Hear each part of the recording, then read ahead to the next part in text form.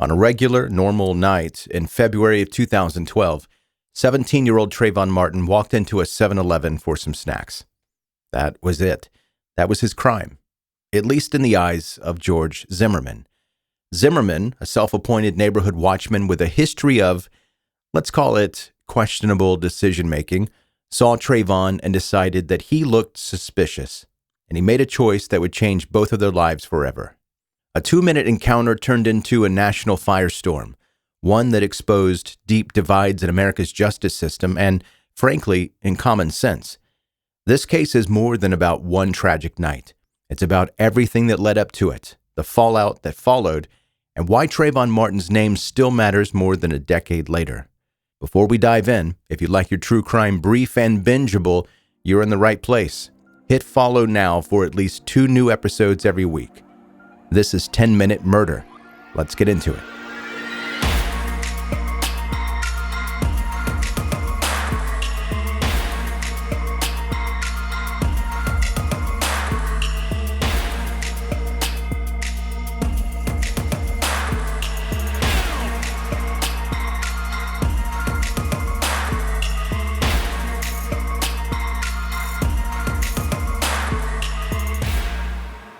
There's a saying that nothing is ever black or white, that life exists in the gray, where nuance matters.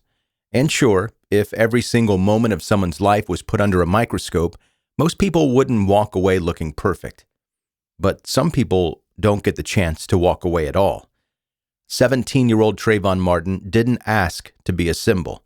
He didn't ask for his life, his choices, or his name to be dissected by strangers, debated by politicians, and twisted into talking points. He was a kid, a real person, and before his name became a headline, before his face was on every screen, Trayvon was just a teenager with big dreams. Born in Miami, Florida in 1995, Trayvon had always been good with his hands. As a kid, he could take apart a bike and put it back together like it was nothing. It wasn't just a hobby for Trayvon, it was instinct. Fixing, repairing, understanding how things worked.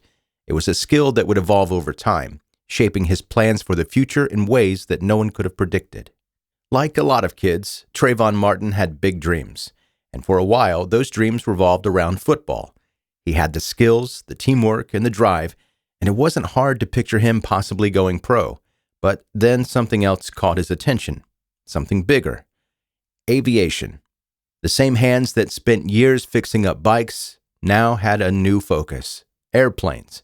In 2009, Trayvon enrolled in a 7-week aviation program. By the time it was over, he knew this was it. This was his future. It didn't matter if he was flying the planes or repairing them. He just wanted to be around them. His interest ran deep, and he put in the work to prove it. The following year, he returned to the program, this time as a volunteer, helping teach new students. He was building something for himself. He had a future. But none of that would matter when he crossed paths with the wrong person on the wrong night. After completing the aviation program, Trayvon didn't move on. He came back. The next year, he returned as a volunteer, helping new students learn the same skills he had just mastered. He was serious about making it his future. College was next, either the University of Miami or Florida A&M. He had options, and he had a plan. But no one gets through their teenage years without a few missteps. Trayvon wasn't perfect. No teenager is. He had his run-ins at school, the kind most kids rack up at some point, showing up late, skipping class, pushing boundaries. Then came graffiti. Then a search of his backpack turned up a marijuana pipe with a bag of residue. That last one caught him a 10-day suspension. His mother made a decision. She sent Trayvon to live with his father in Sanford, hoping a change of environment might help him get back on the right track. He wasn't in trouble with the law. He wasn't violent. He was just a teenager figuring things out. But none of that mattered when he met George Zimmerman. Trayvon's parents had divorced when he was 5. His father remarried, then divorced again. And by 2012, he was living with his new fiancée in a gated community in Sanford, Florida. That's where Trayvon had been sent to stay after his latest school suspension. On the night of February 26, 2012, Trayvon's father and his fiancée went out to dinner, leaving him and his soon-to-be stepbrother at home. At some point, Trayvon decided to walk to the local 7-Eleven for a snack. It wasn't an unfamiliar trip. He knew the neighborhood. He had spent time there before and even played football with the other kids in the area. But this time, the walk back wouldn't be routine, because that night, Trayvon Martin crossed paths with George Zimmerman. Born in Virginia in 1983, George Zimmerman was raised in a strict household. His father was a former military man who spent 22 years in the U.S. Army. When he wasn't enforcing discipline, religion filled in the gaps. George grew up in a devoutly Catholic home, serving as an altar boy from age 7 to age 17. He had structure, he had rules, and for most of his early life, he seemed to follow them. At 14, he joined the Junior Reserve Officers Training Corps, with plans to become a Marine. By 15, he was working 3 part-time jobs to buy his first car. On paper, his early years suggested someone with ambition, drive, and a clear path forward, much like Trayvon. But somewhere along the way, something changed. George had a plan for his life, and then he lost control of it. George Zimmerman had once envisioned a future in the military, but after high school, instead of enlisting, he moved to Florida and took a job selling insurance. That alone wasn't a red flag. Plenty of people take different paths than they originally planned. But at some point, things started to shift. His first arrest came when he allegedly assaulted an undercover police officer who was in the process of arresting one of George's friends. The charges were dropped in exchange for him completing an alcohol education program. But a month later, he was back in legal trouble.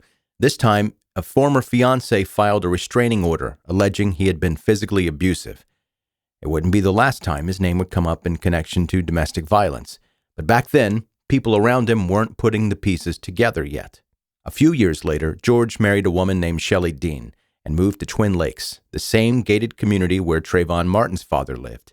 He took jobs at car dealerships and a mortgage audit firm, but at night, he was pursuing something different, an associate degree in criminal justice. It looked like he was trying to realign his life, maybe even work his way toward law enforcement. And to make that happen, he became the self-appointed head of his neighborhood watch. That decision would change everything. On the night of February 26, 2012, Trayvon was walking home from the 7-Eleven. A trip for snacks, a normal night, nothing out of the ordinary, except for one thing. George Zimmerman was out patrolling the neighborhood. Trayvon was on the phone with his girlfriend when he realized he was being followed. Zimmerman was also on a call, reporting a, air quotes, suspicious person. The dispatcher told him to not approach. He did anyway. What happened next played out in less than 2 minutes. A confrontation, a struggle, a gunshot. By the time police arrived, Trayvon Martin was dead. He had no weapon. He had a bag of Skittles and a can of Arizona iced tea. Zimmerman, on the other hand, had injuries. Black eyes, a broken nose, cuts on the back of his head. He claimed self-defense. He said he had no choice. After 5 hours of questioning, he was released without charges. But the case wasn't closed, not by a long shot. Word spread. Protests erupted. Thousands of people demanded justice for Trayvon Martin. And when the 911 calls were made public, the outrage only grew. In one recording, the dispatcher clearly told Zimmerman to stay away. He ignored it. In another, a voice, believed to be Trayvon's, can be heard screaming for help before the fatal shot. Public pressure worked. 6 weeks later, Zimmerman was charged with second-degree murder. At trial, he leaned on Florida's Stand Your Ground law, a controversial policy that allows the use of lethal force if a person feels threatened. The jury bought it. Zimmerman walked. People were furious, but legally, it was over. For a brief moment, Zimmerman was seen as a hero in certain circles. Just 4 days after his acquittal, he made headlines again, this time for pulling a family from a crashed SUV. Some saw it as redemption. Others saw it as a convenient timing. But whatever goodwill he gained didn't last long. Months later, his estranged wife called 911, claiming he assaulted her father and threatened her with a gun. The case didn't stick. Then another woman accused him of holding her at gunpoint. Another charge dropped. Then came the domestic assault case, where he allegedly threw a bottle of wine at a woman. And then there was the road rage incident. a man named Matthew Apperson called the police, reporting that Zimmerman had followed and threatened him. Apperson later confronted him, allegedly saying, "You don't know you were wrong for killing that little black boy?" Zimmerman retaliated by stalking him. Months later, Apperson fired a shot at Zimmerman's truck, narrowly missing him. Apperson was convicted of attempted murder. In the years that followed, Zimmerman found a new way to make money, selling paintings online. His first piece, an American flag, which sold for over $100,000. But then came another controversy. Turns out his original artwork wasn't so original. He had been copying other people's work without credit, sparking yet another scandal. More than a decade after Trayvon Martin's death, George Zimmerman continues to surface in the public eye, not because he's changed, but because he hasn't. From lawsuits to public appearances to selling the gun he used to kill Trayvon, Zimmerman seems less interested in staying quiet and more focused on doubling down. He became a symbol, not of self-defense, but of what happens when accountability slips through the cracks. And for a lot of people, he represents a justice system that doesn't always live up to its name. Trayvon Martin was 17. He had no weapon, no criminal record, and no idea that walking home with a bag of Skittles could end his life. Zimmerman walks free, with a platform and a price tag on his notoriety. And while the courtroom chapter of this case may be closed, the conversation around it, about race, justice, and who gets to claim fear as a defense, is still very much open.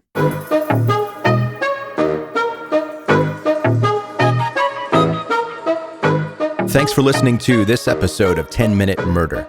Brief and bingeable true crime. I'm Joe, I'm the host, and if you're a new listener, hit subscribe wherever you're listening right now, and that'll more easily help you catch up with what's going on with the podcast. If you're an OG listener, you've been around a while, first of all, I love you. Don't change. Second, make sure you're still sharing the show with your friends and family. The numbers continue to show that you are. I just want to make sure that you're still doing that, because a lot of you reach out and say, hey, how can we help the show? What is it we can do to help keep this thing going? And since day one, that's kind of what I've always said. The way you can best help 10 Minute Murder is to tell more people about 10 Minute Murder. Since I know that murder podcasts aren't for everyone, I have another one. It's about mystery, 10 Minute Mystery. So if they're not into murder, maybe they're into mystery. And what kind of mystery, Joe?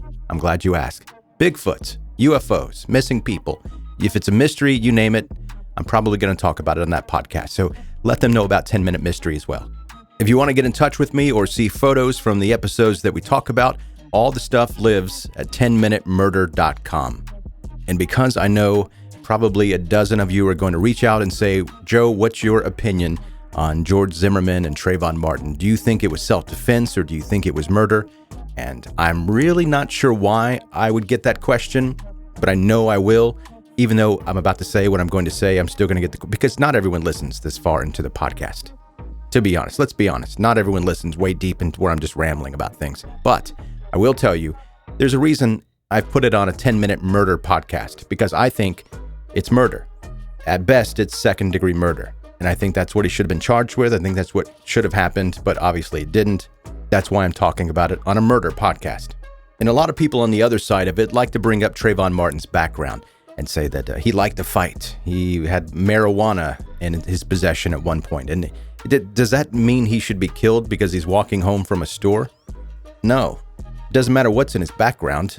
George Zimmerman had no right to go and shoot him. He chased him down and shot him, despite the fact that a dispatcher told him to leave him alone. They were going to handle it. So yes, I think it was murder. Hope that clears it up. All right, that's going to do it. That's your episode for today. Thank you again so much for listening to 10 Minute Murder.